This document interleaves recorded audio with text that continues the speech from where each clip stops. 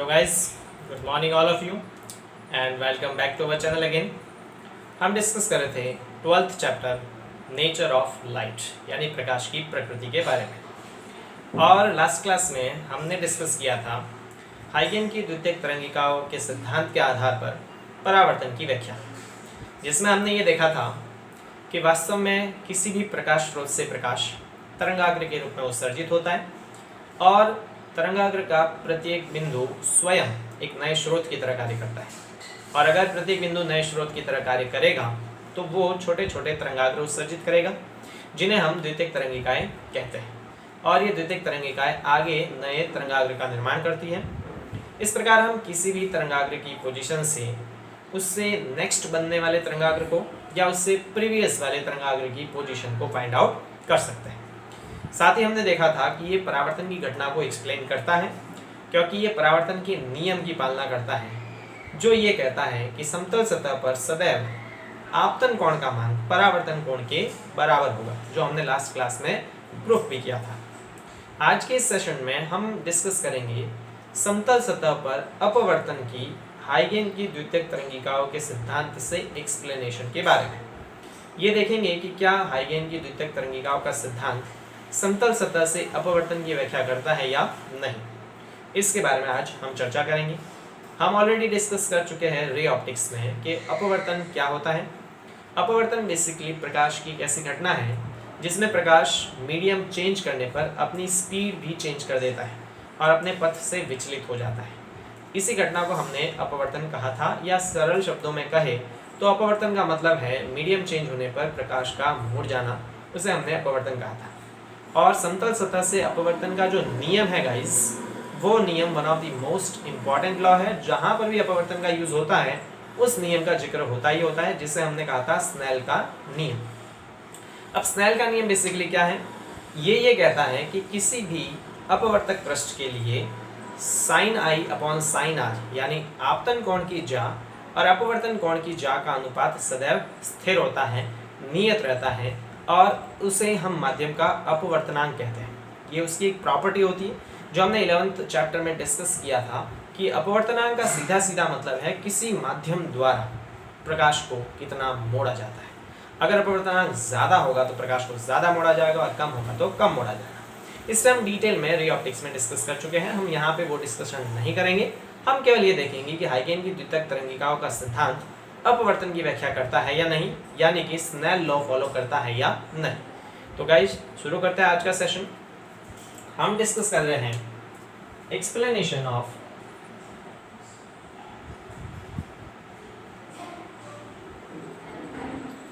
Refraction of light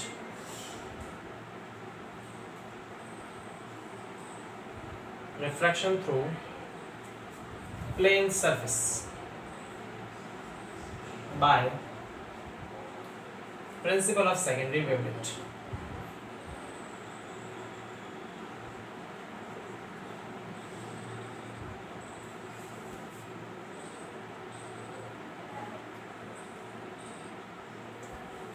यानी कि समतल सतह से अपवर्तन की व्याख्या द्वितीयक तरंगिका के सिद्धांत से।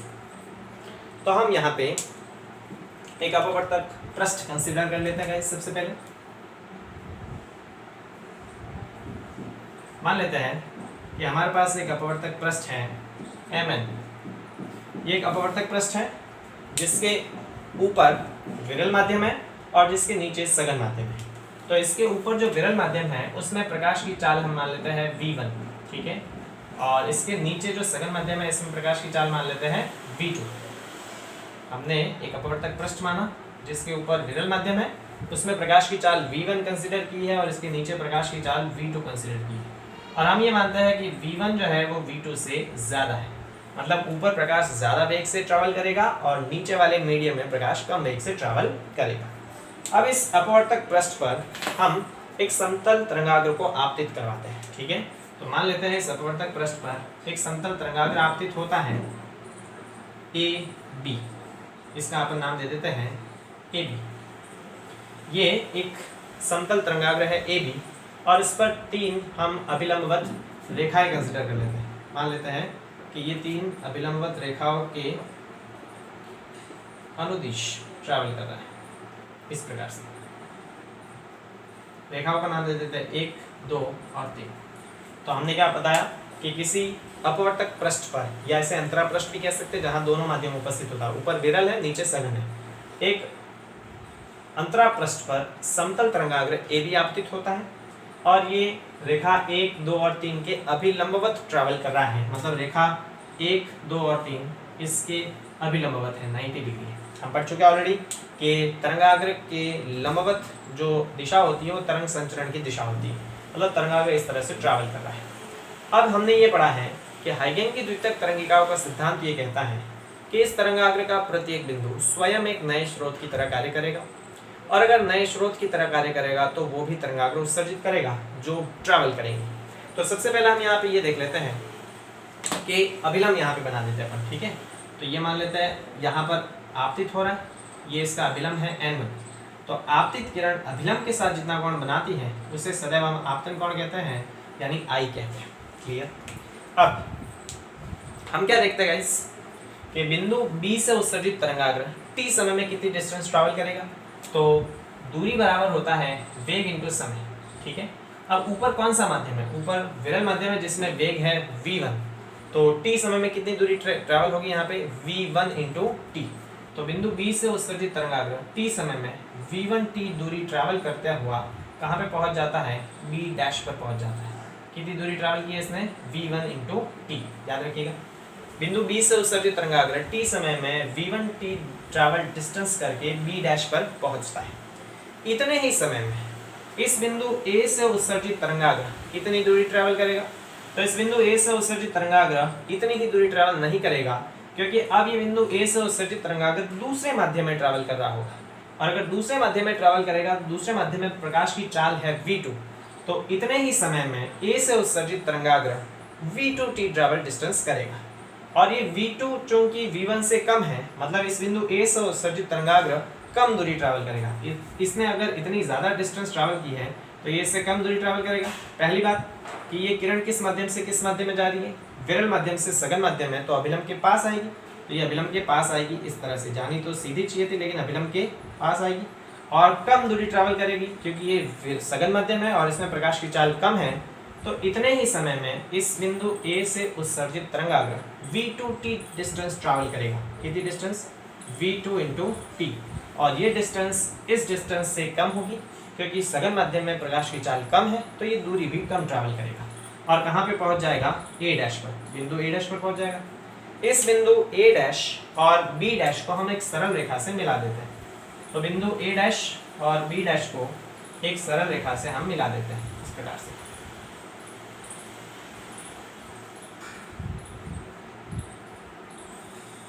इस तरह से हमने इसको मिला दिया।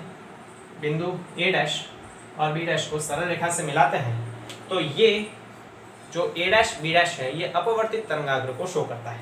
ये तो मेरे पास आपतित तरंगाग्र है AB, और A डैश B डैश अपवर्तित तरंगाग्र है। क्लियर। यहाँ पर भी हम एक अभिलंब बना देते हैं गाइस। देखिए यहाँ पर हम एक अभिलंब बना देते हैं इस तरह से। इस अभिलंब को नाम दे देते हैं N2।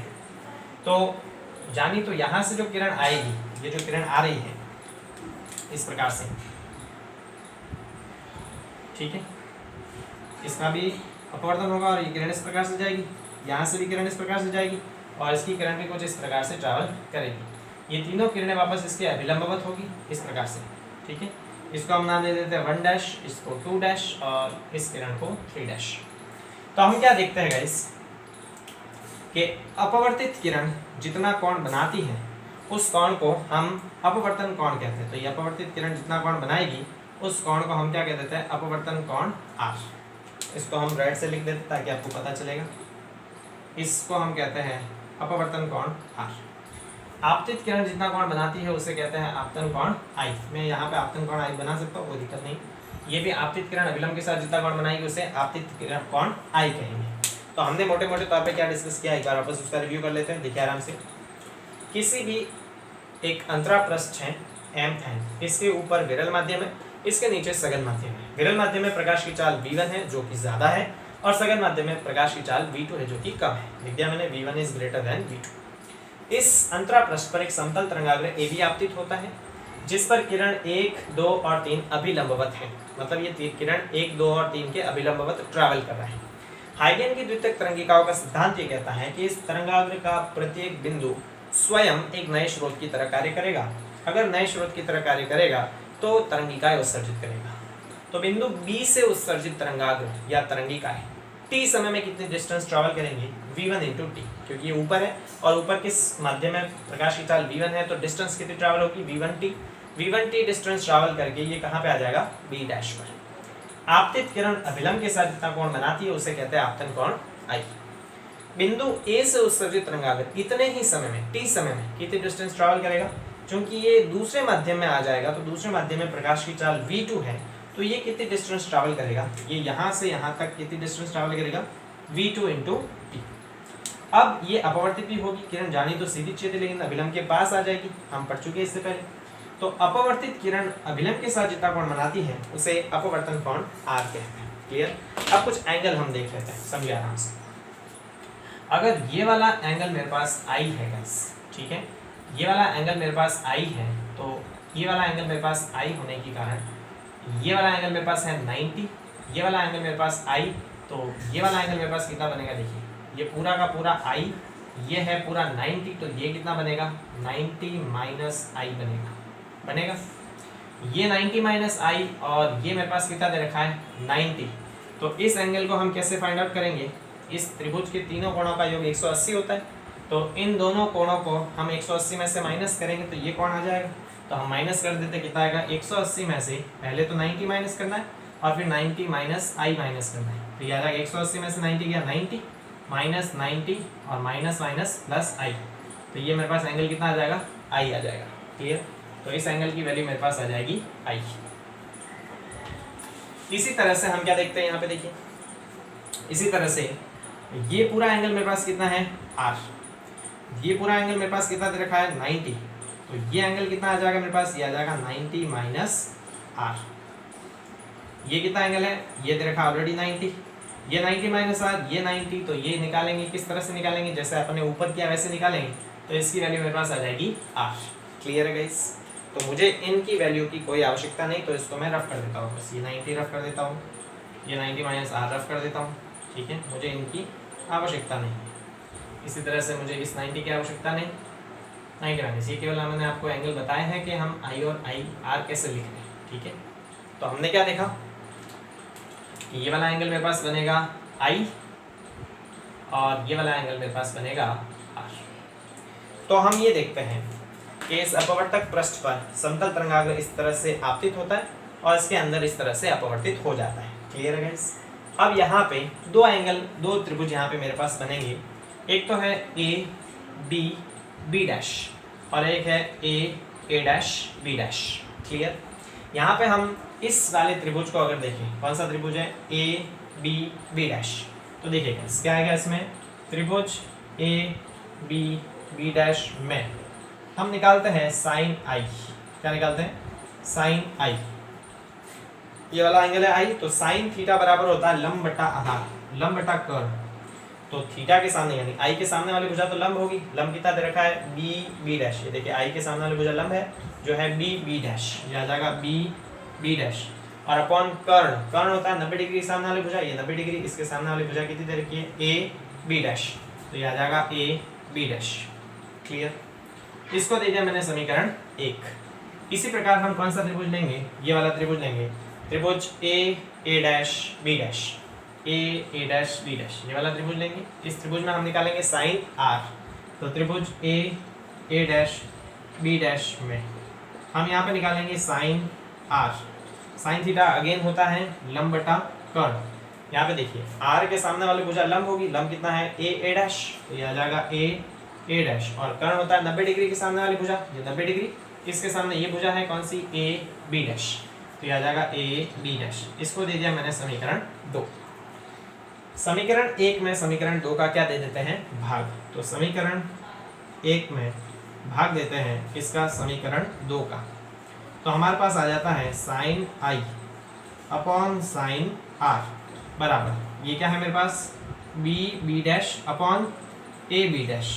इसमें किसका भाग देंगे, A' upon A B dash का, यहाँ ए बी डैश से ए बी डैश कैंसिल, तो मेरे पास आ जाएगा sine I upon sine R बराबर बी बी डैश और अपॉन ए डैश। अब देखिए बी बी डैश का है मेरे पास, ये रहा, तो बी बी डैश की वैल्यू मेरे पास दे रखी है v1 इंटू टी, तो सिंस बी बी डैश का मान दे रखा है v1 इंटू टी और ए डैश का मान है v2 इंटू टी, ए डैश का मान मेरे पास दे रखा है v2 इंटू टी।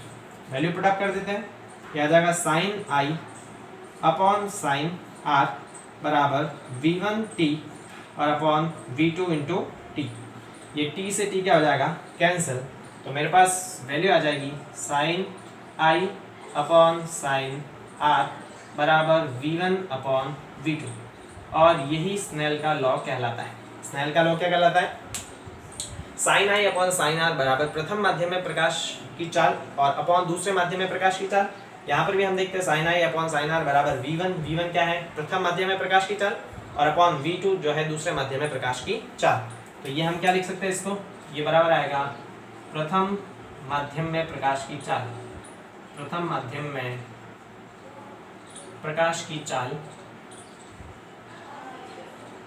और अपॉन दूसरे माध्यम में प्रकाश की चाल।